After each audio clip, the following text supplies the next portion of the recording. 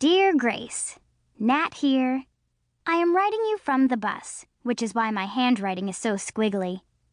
I've tried to text you a gazillion times on my cell phone, but the reception up here is not happening.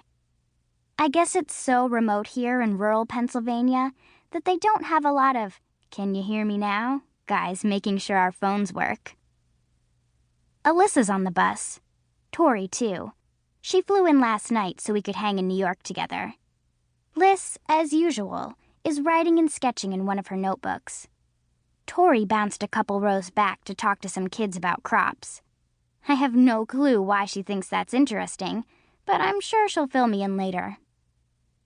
Our hot, stinky Tri-City charter has been chugging along forever, but we're almost at Camp Lakeview. Guess how I know? We've hit that super extra bumpy part of the road. See? You can tell by my even worse handwriting. Plus, we just zoomed past the sign that says, Camp Lakeview, 10 miles. Witness my mad detective skills. LOL. I wish I had brought my iPod to drown out the noise. Everyone except Liz, Tori, and me is singing 99 Bottles of Beer on the Wall for the 5th or 6th time. It's more like yelling. Even Paula Abdul would admit that the tune got lost about 130 bottles ago.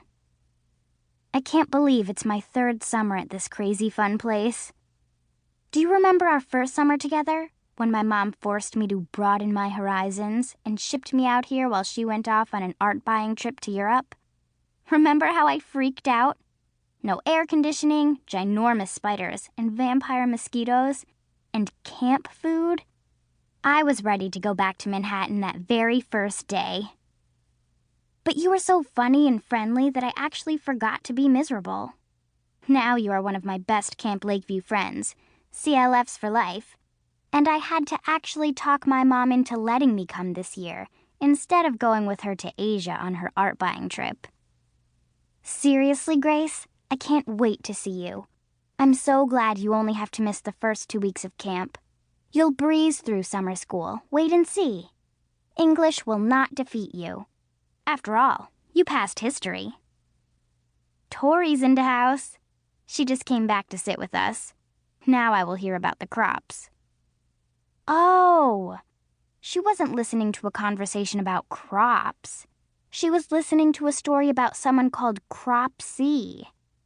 She says this is the 6th year of some hideous tragedy that takes place every 6 years at Shadow Lake.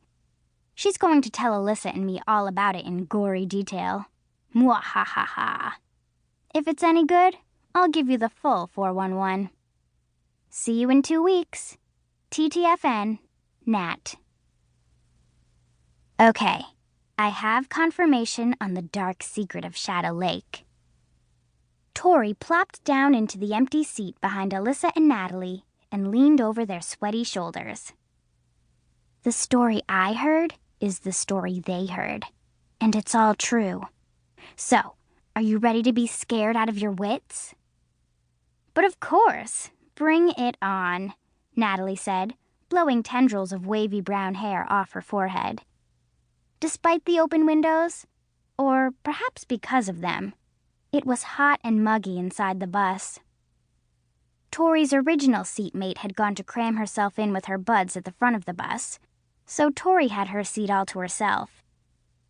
Alyssa, her dark hair pulled back in a messy bun, was sitting in front of Tori with Natalie, and they turned around to face her so they could chat. Tori launched into her so very terrifying story.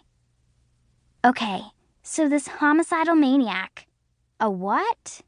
Alyssa asked, cupping her ear. I can't hear you.